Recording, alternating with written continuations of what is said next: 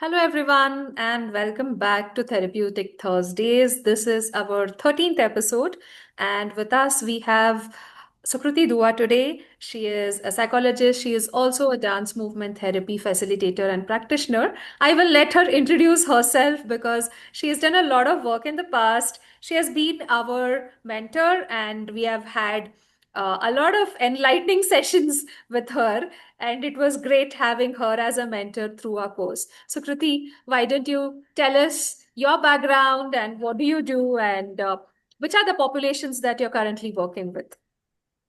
Right. Thank you so much for that, Deepti. Hi, everyone. I am Sukriti Dua. I'm a trauma-informed psychologist and dance movement therapy facilitator. I also have additional, beyond trauma and DMT, I have additional training in emotional focused couples therapy as well. I have been in the field now for around 8.5 years, and a lot of my experience has been with children and adolescents in the construct of movement and play and a lot of therapeutic work there. But along with that, I have also done a lot of one-to-one and group therapy spaces with adults and adolescents as well. Currently, I have my own private practice under the label Mentally Yours. And I have a very small team that I have just started working on. So that's something that is there as well. A lot of my work currently involves a lot of mixed bag of things in therapy spaces. It's definitely a lot to do with anxiety, depression, stress, daily life triggers, personal growth, couples and relationship work. That's something that is also a lot of my current therapeutic work. But beyond that, I also extend myself a lot into, curriculum and teaching. So that's also something I do. I am the course co-director of Simtai's program, as you both have been students there. So that's something that's there. I teach on that as well. And alongside that, I also do other workshops and short-term trainings with other organizations as well. So a lot of my work is diversified into those spaces. Beyond that, I also work with practitioners. So I take supervision work as well in both group and individual format for practitioners practicing regular talk psychotherapy also, and for practitioners wanting to integrate a lot of the mind body context into their work, because that is one of the ways that I started working myself and developed most of my experience in. So yeah, that's the kind of approach I take in my work, and like that's a little brief about where the world of therapy and teaching training and just in general advocacy lies, because that's something that I am really passionate about, putting the word out there. And yeah, I am currently in Bangalore, so I also have in-person work that is happening here. And yeah, I think that covers everything. So you talked about advocacy, and this is basically why we are also trying to do this to provide information about mental health and different streams in which people can approach mental health through our podcasts and our social media as well. What happens is there are also people who are not as qualified, who are also giving advice and have basically convinced an entire generation of social media users that they have trauma regarding something or the other. So I think initially we had decided to, ask you about what actually is trauma. What can be a traumatic thing that can happen to someone? But I think I would like to change my question a little bit to ask you, what are like some popular things that people say when they are talking about trauma? For example, it's the word is very heavy, but it's been used in a very casual manner, saying, "Oh, this was very traumatic for me." But as someone like Right. you who is working with people who have Yeah. trauma, Yeah. how do you uh, draw the line between uh, Right. trauma and not quite trauma? Not quite trauma, right? Absolutely. So I think like what we can understand and probably label that in terms of, and I'll try to answer both your questions as to my best potential here, is that it starts with a negatively affecting event. We can say something like that. And any negatively affecting event can first be a negative event in itself. But let's say if it has been negatively affecting and it stays with us for slightly longer, it becomes a stressor, something that stays with us, something that might trigger us in other situations as well. When we say that this negatively affecting event or set of events has a long lasting impact, and long lasting not just in terms of, let's say, I am thinking about that event every time, but more in terms of, let's say, it affects my interactions, it affects the way I respond to people, it starts bringing effect into my, maybe personality and relationships, basically. That is when it jumps into the aspect of trauma, because trauma is, in its basic definition, a long lasting negative impact, something that stays for a longer duration, both in your body and in your mind. So it's not just memory we're talking about, it's something that we're talking about as an effect. So I'll give you a very small analogy that I use often, is that, let's say, just when two cars might just bump into each other for a second, and it's like, oh, what happened? And nobody's had any sort of like damage, but it does impact them, and like a thought of an accident might come up to both the people who would be there in those cars.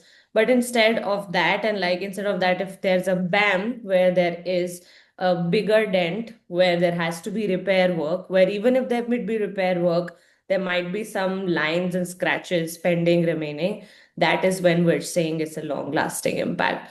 So it's not the intensity of the impact. The intensity of the event could be that the first one only was traumatic for me, but that could be because, let's say, that little bump led to something that was personally relatable to me. I was in certain other bumps like that before, and I haven't been able to put the image of that accident out of my head. So it's very personal. We're not saying the Mm. first one is not and the second is. I'm just defining that the long lasting aspect of it to be like that. But in both those aspects, trauma is very personal. It is very personal to the individual. And when we talk about the body context, there is definitely a lot of, I would say, muscle memory is something we use a lot, but not just muscle memory, but there's a lot of impact that the body holds in terms of certain responses, in terms of certain aspects to which our nervous system responds to.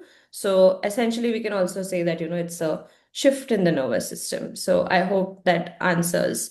But yes, I get your point of the fact of how it's been misused in terms of everything is trauma, also. Yeah. So, Sukriti, when you're telling there is a long-term impact of a buildup of events or situations that come up, if I may ask, how long-term is it? Like, do people tend to store trauma from their childhood and carry on till they're adult or beyond that? Or is it that it has to happen as a person who has memories? Maybe children don't have memories, right? So, do they carry trauma Absolutely. in spite of that? That's absolutely a great point, because the memory is not just the memory, like we said, right? The memory is not the seat of memory in the brain that we're talking about. Uh, it can also be like, let's say, I don't have a memory of maybe a parent scolding me when I was younger, but when people scold me today, I somehow get rattled. So the idea of that should make me think that what is bringing up this response from me when someone is just like, let's say, trying to give me feedback, and yet I am getting completely taken aback by it, reserved by it. So something is happening for me. And it is possible that it may not be like, oh, I was scolded by my parent once. It could be that my parent was generally a critiquing person, someone who critiques something, even something small, like, let's say, I've put something in my bag, it should have been put correctly. I went to eat something and I left something there. It should have been put there. So small correction mistakes, or pointing out of those mistakes can make me feel like I inherently maybe not know the right things to do. And those small additions can, somewhere impact my personality. So that's where the distinction of, we call it small t and big T in trauma, which is a big T would be a large negative impacting event, and that can happen for anybody at any point in their life. But the smaller t could be part of like a multiple set of events that could be triggered one after the other. It could be present in an existing relationship. So when we talk about abusive relationships or things like that, those are also relationships that are causing, let's say, smaller T's along the way, which Mm. build up. So that is something that we can define that. And long lasting is long lasting for the individual, thinking about it as a bringing a shift in the way that they respond with respect to themselves and others both. So yes, it can be from childhood to now carrying. It can be something that happened yesterday to me. It can be something that has stayed with me in a relationship that's there with me, and I may not even know about it. It may be impacting me. I know the impacts, I know it's coming up, but I don't know where it's coming from. And oftentimes, a lot of trauma work involves doing just that, figuring out, what is happening with respect to the nervous system, that, that my nervous system is getting riled up. So, that's where the body context also comes in, that, my nervous system is getting riled up when this sort of a conversation is happening, or it is probably shutting down when that sort of a conversation is happening, or I am in a situation where something else is being called out. So in that case, we're saying that, the nervous system's default sort of shifts. And that default shifting is what we're calling the impact of trauma. Hmm. So this is where now therapy comes in, right? So why DMT for dealing with trauma? Hmm. Hmm. So I think I've already led on with that a little bit, which is bringing the idea of nervous system into it, right? When we say that the nervous system is impacted, we're talking about the responses of fight, flight, freeze, right? We're talking about a lot of those things, which are survival responses, inherently, things that come into our life with respect to triggers and threats that the environment presents to us. So a lot of those responses are not like always cognitively restructurable, or not always something that we can uh, probably, let's say, solve with a solution focused approach many times, or even like in regular talk psychotherapy space.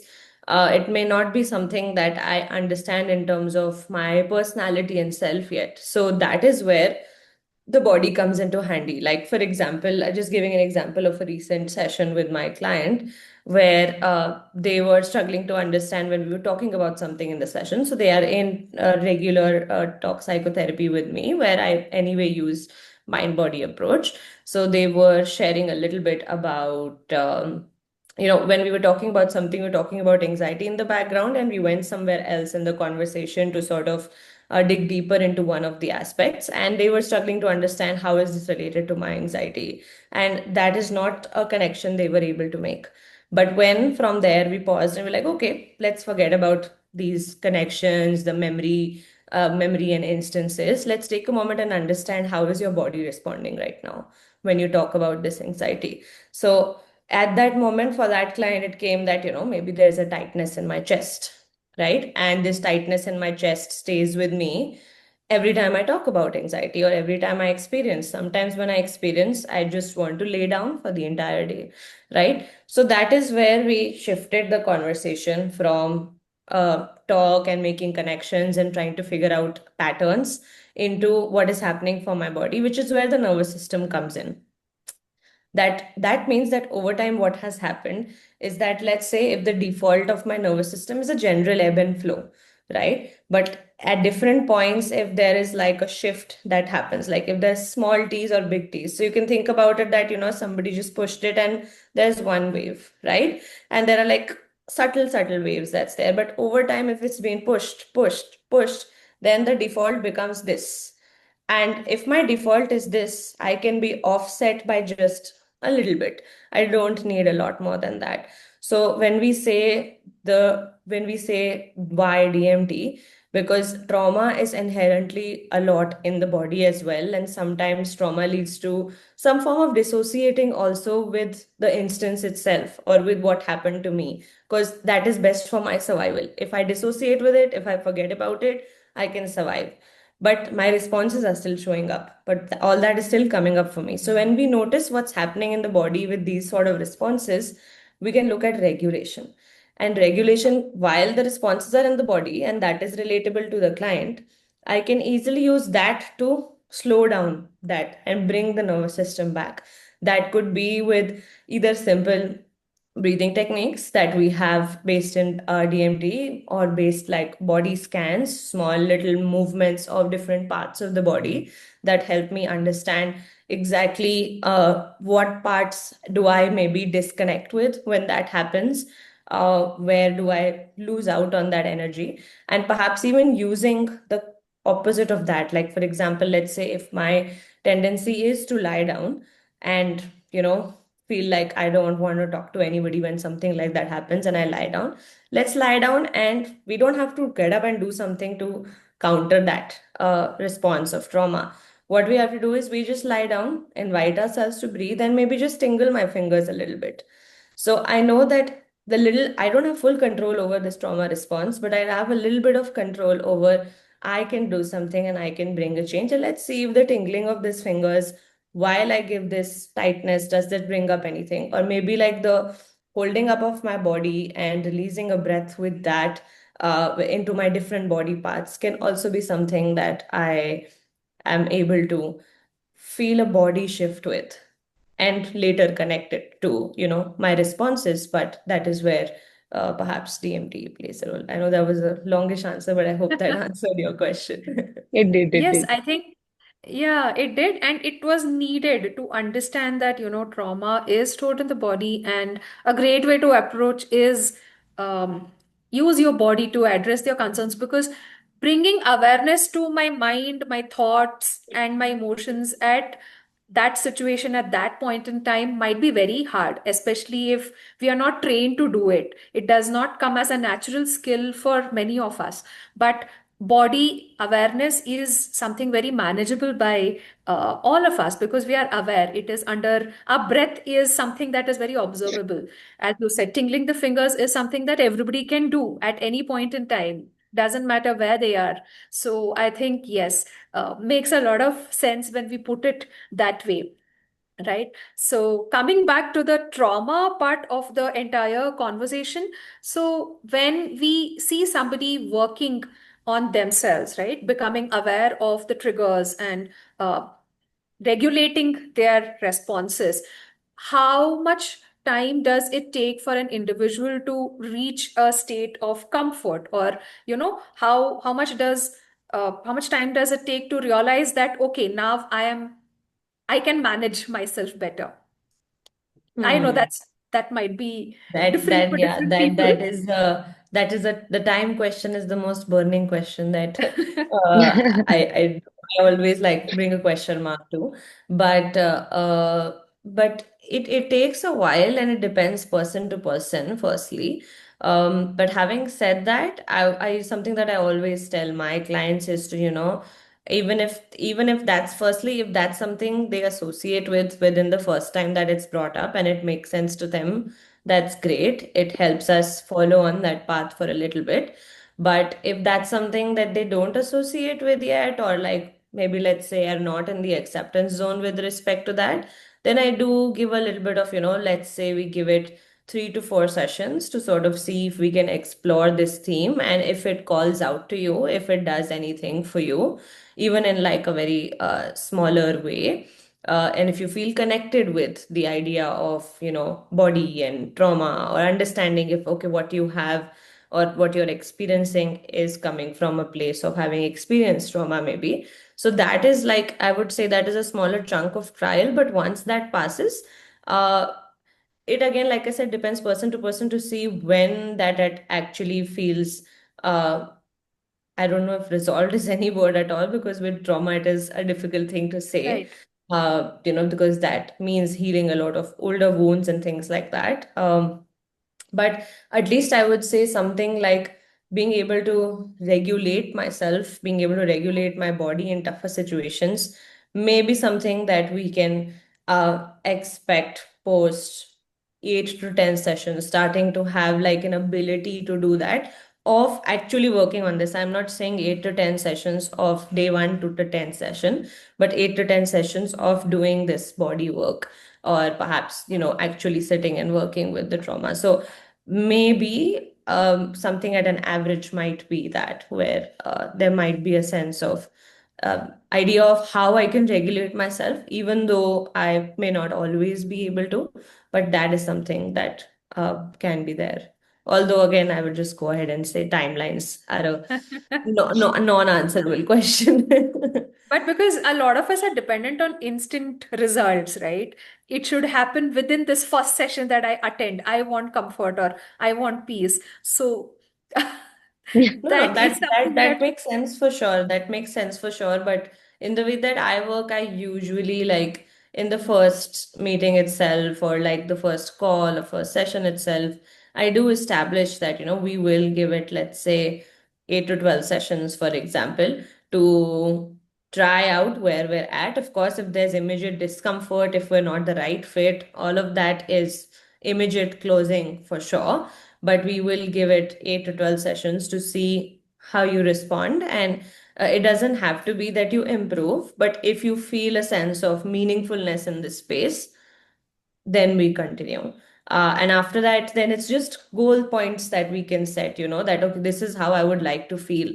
And maybe we can keep checking in on those goal points every few sessions, that, have I been feeling that? Or if we've not been, have we digressed into something else? Or are we okay with that direction? It is possible in therapy. That happens often, that you start that, okay, I want to resolve this one thing that I'm here for, but that one thing leads to 10 other branches, and that's absolutely okay. But it's something that we can bring into the awareness in the therapy space and check if both you, the client, or your group is okay with shifting directions into, because that is where the real agency of the work lies. So yeah, if there is a timeline, it's more like it's co-constructed and it's rechecked upon. Basically, that's how it works. So yeah. So this brings me to my next question, in that how can a client deal with setbacks? Because therapy is not, like we were just discussing, a linear thing. There might come a time when one is not seeing a end point, and there might not be one also. So the best that therapy can offer is how to manage your stresses, how to manage your triggers. Um, and there could also be setbacks when it comes to working on oneself. So, what techniques can one use, or what do Hmm. you tell your clients? Right, right. So more than setbacks, I think a lot of this for me is part of building the working alliance in the first place. Because if the client is expecting something that I'm not aware, or if aware of, or if I'm sitting with something that the client is not aware of, that's not good for either of us. That will always leave us both guessing what we're doing here. Right. And that happens in group work also. That in group work also we align that, okay, we'll be doing these 10 sessions for, and we'll be covering these three goals within that session. And of course, there's space to pivot here and there whenever that comes up. Same goes for creating a working alliance in the one-to-one space as well, where in the alliance itself we talk about the fact that therapy takes time, and that it may not be a straight route. For example, especially when we're exploring something that might have triggers in an earlier time, or something that might have stressors, triggers that could be related to trauma, I definitely give like a disclaimer of sorts there, that, we are venturing here, and this is a tough aspect, and this might make you go further down before we can find our way back up. But the one thing that I say a lot, and like perhaps use a lot also, is that the only way out is through. I use that a lot with my clients in my work, because many a times the patterns that we have had has been to escape this idea of where the tough work is, and that's more often than not one of the things that shows up in therapy, that I know what's happening, I know it's there, but I'm going to jump the gun because that's what's worked for me. I know going in there is so scary. So the first aspect is to deal with the fear and to talk about the fact that it may get tough. And if the client is not ready for that, we don't go in there yet. So there is always an option for stop us if a process is going in a direction which you're not ready for. So that's something that, of course, is an assessment that I, as a therapist, also make, that whether they're ready to hear that. It's not like the first session we're talking about, oh, I know you have trauma. That's not something that's there. Would be at least like, I would say, a couple of sessions till a pattern is visible to me, and then another couple of sessions till I'm able to name it. So that whenever the client is ready, and of course, at every point, they have the option to take a step back. So take a step back and be like, I'm not ready for this right now. And sometimes that happens. Sometimes if we talk about trauma in one session, next session they'll come and not talk about that topic at all, because they'll be like, what the hell, I have trauma.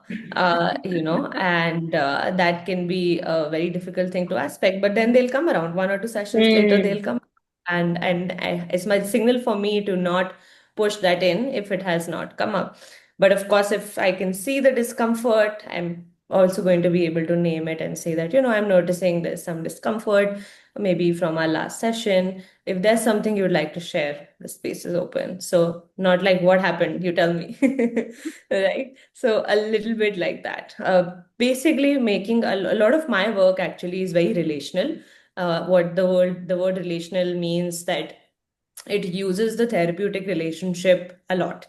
So Hmm. how we are in the therapeutic relationship, both in a group and a group and therapist setup and a therapist client setup, a lot of the relational work is that, this is what is happening in this space, or I am naming this, but let's see where it goes. So a lot of it is on the relation of what is happening here in this space, which is what I use whenever certain setbacks come in, and that also helps in any ruptures in the therapeutic relationship as well. Okay, so at what point as a person should I decide this is where I need help of a therapist to deal with my triggers, or my responses are not very harmonious to my nature? So at what is that point, Sukriti, you think? Hmm. So I usually give an example of, someone, so there are people, let's say when they're starting or when they're thinking about whether I should be in therapy or not. Some people prefer because they would like to, have a space to process things. So they just start with the idea of that. But when people are on the edge, a good question to check in with yourself is, yeah, I may be upset and tomorrow I may be good. I may be sleeping on it and tomorrow I may be good. But how much is me being upset, or how much is me being, let's say, triggered or stressed by something affecting my functionality in a way, right? Like, is it coming in the way of my work on some days? Is it making me feel like this is not how I was? Is this bringing me into a feeling of something is different in the way that I am operating on a day-to-day basis, or operating in certain situations and certain relationships, right? So, point of difference might be a helpful factor to start thinking about whether I would like to approach a space like this. It is possible that you already have healthy coping mechanisms, but if you have healthy coping mechanisms, then you may not feel like a lasting effect of that thing, or you may not feel like that instance or that stressor or trigger has affected you more than usual. So, whenever any point of difference in terms of more than usual, change in my operation or the way that I'm working, difficulty in relationships that's happening, or maybe just like a notice of a negative self talk coming in for myself, something I didn't used to do earlier, or the potential thoughts and ideas of, I may be in a place where I'm not feeling too good about myself or others, or some thoughts around that point of difference or point of operationality, shift in that operationality. That might be something as a point for us to think that, okay, this maybe it's something that I could explore in therapy, because it's coming again and again, and I am not always like sleeping on it works, but I wake up with it still. So, like that might be something that helps. So I think we'd like to end the session with you telling us what is something that someone should look for when they are thinking of doing dance movement therapy to deal with their trauma? Just a few things that they should expect from DMT. So when you say they should expect in terms of are you asking that in terms of what they expect from the session or why should they opt for DMT? Is that I'm No, sorry, what did you what they can expect from a session. Right, what they can expect from a movement therapy based session. So essentially, when you do work with trauma, what you can expect from a movement based session is usually a lot of tapping into or coming back from dialogue to body. So that's the way that I also describe a lot of my work that I do, is that there will be space for dialogue, but there will also be space for your body. So we might be doing a bunch of back and forth with respect to that. Like in classic group work, we have activities and reflection, but in a regular one-to-one space, in the one that is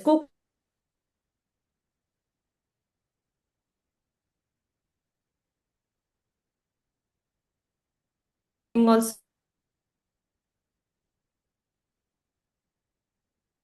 thing that I use, which is, the dialogue and body aspect to explain a little bit of that.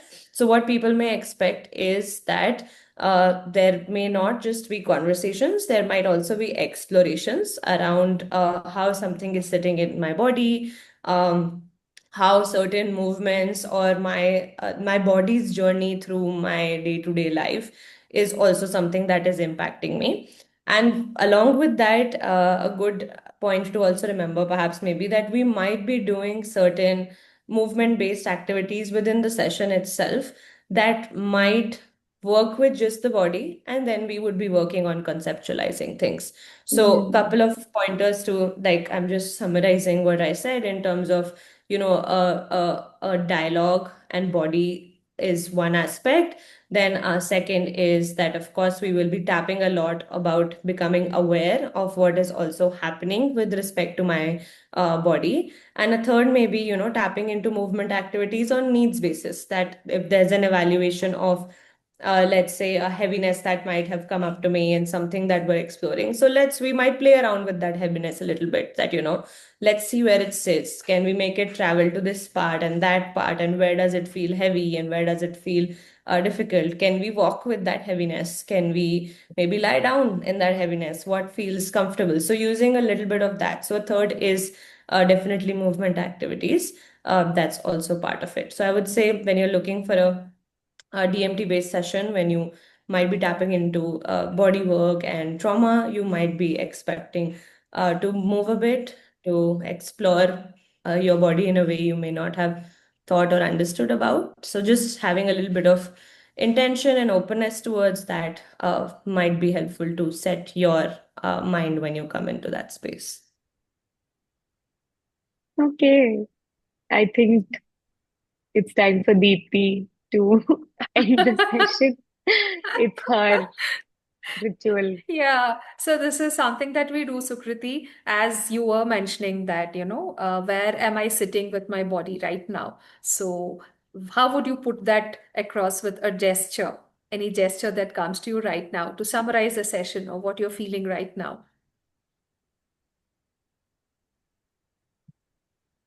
I feel Okay. like this right now. It's a very specific gesture, but that's what's coming for me. Like, since we talked about heavy stuff, I am feeling a little heavy in my chest because I'm also recalling my client work there.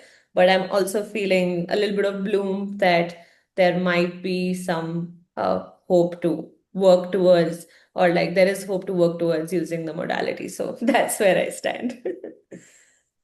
What For about you, me, Poorva? Where for are me, it you? is this. So even with Preeti, I went back to our sessions. With you, I went back to this like, oh my God, I need to write this down. Am I going to need it during my internships, Like I was just like, no, I cannot zone out for even 1 second. This is important. So for me, it was just this because you gave us so much, food for thought. And even though I am practicing, I am taking sessions, group sessions.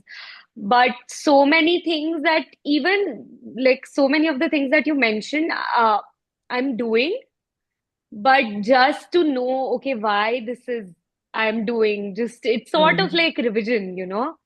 So this was great. What about Yeah. you, Deepti?